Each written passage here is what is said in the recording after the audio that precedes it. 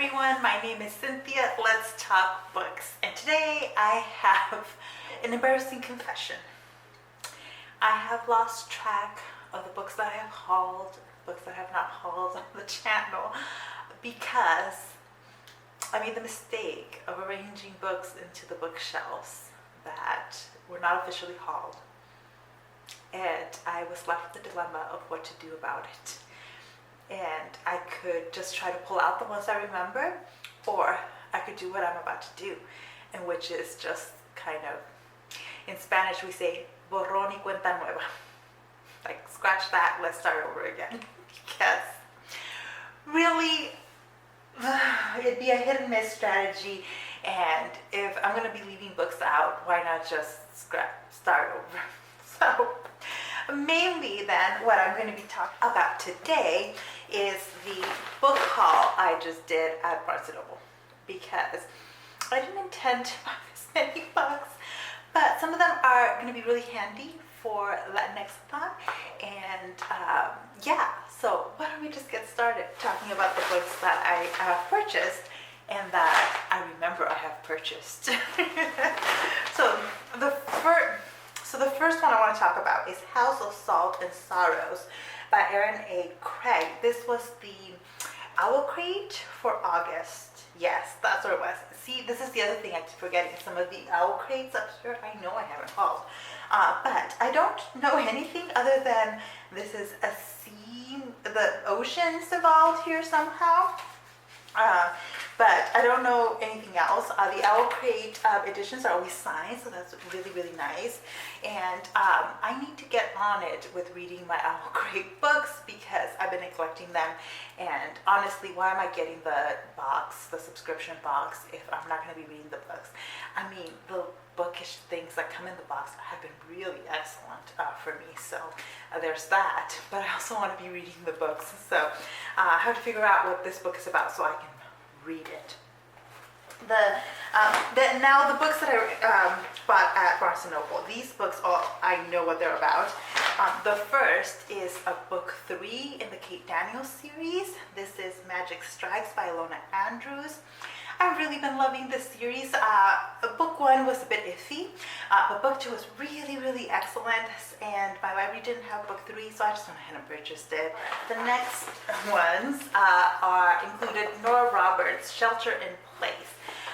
So I am really into the In-Depth series by Nora Roberts. I used to be really into like all of her books, especially her thrillers when I was younger.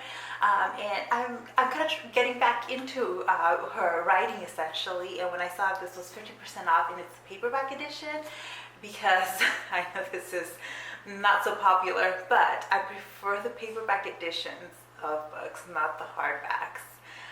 They're just easier to hold, and when I saw this was 50% off, it was worth it for me. So I went ahead and got that one. Next one was also part of the 50% off sale, and that was Recursion by Blake Crouch. I'm really into these kind of sci-fi books, and this one I don't know a lot of. Other than false memory syndrome. I love all these like stories about like memory or kind of time travel, that kind of story. And anyway, this one sounded interesting enough when I read the jacket, and so I decided to pick it up, especially because it's a fairly recent release. So getting the hardback for 50% off felt worth it. Although now that I think about it, I should have just waited till the paperback came out. Sometimes my need to have the book outweighs the format it is in. So there we go. The next book was also in that 50% off, and that is Hunting Prince Dracula by Kerri Maniscalco. This series of books sounds really cool. Like, I'm into this kind of fantasy, a little bit of horror in it. And I have the first one. I haven't yet read it, but this one sounded good, so I picked it up. It's basically what it comes down to. But it's basically what all these books come down to.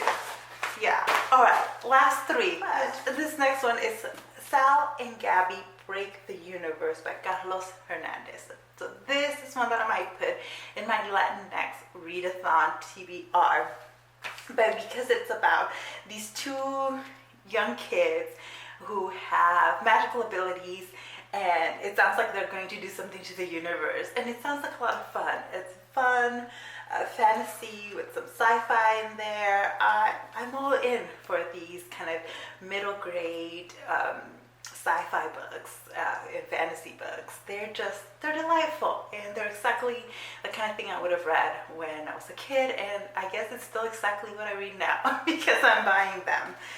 So that one sounded good. This next one sounded really good too because it's also own voices. This is The Last Day of Summer by Lamar, Giles.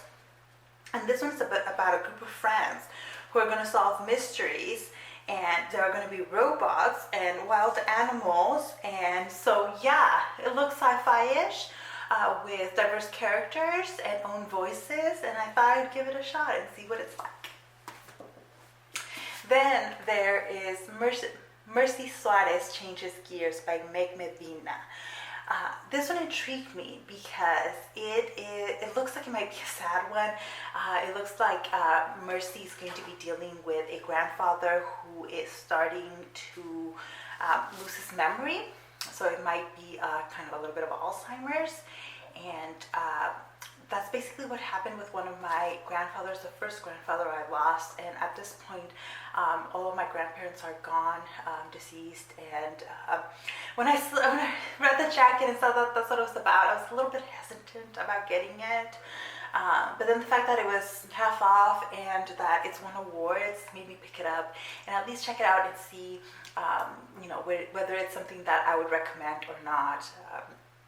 One of the things I really loved about the middle grade readathon that happened just recently was that it was a reminder to me that middle grade books aren't just light, fluffy things, that they can deal with some serious issues, some really heavy issues, and that it's important that they do because young kids are dealing with them.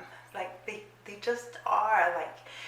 As much as we want to protect kids, we can't fully protect them from all of the bad things. And it's nice when they can have books in which they can see some of the similar issues that they might be dealing with in the books that they're reading. I know I loved some of that, and it's not that I had a particularly hard childhood or anything, but I loved reading books that I could escape to, but also books that I could see myself in. And this one sounded really good. Maybe a little sad, but hopefully it handles all of that really well, and I will end up loving it. So another possibility for the Latinx readathon. Yeah. So those are the books that I am now declaring then I have hauled, and that I have hauled all the books in my shelf for the channel. There's stuff I haven't in the background here, but we're starting over here. And actually, some of my buying will slow down. I think I said this in the last video too, but once the semester starts for me, I'm at work a lot, so I don't have time to go buy books unless I really want them. Those gotta have new releases. And otherwise, I tend to use the library a lot more. And one of my goals for the rest of the year is actually going to be to get some books read from this shelf, because I realized I've accumulated a bit of a library that also needs some love. So there we go. Anyway, those are the books I bought in the month of August.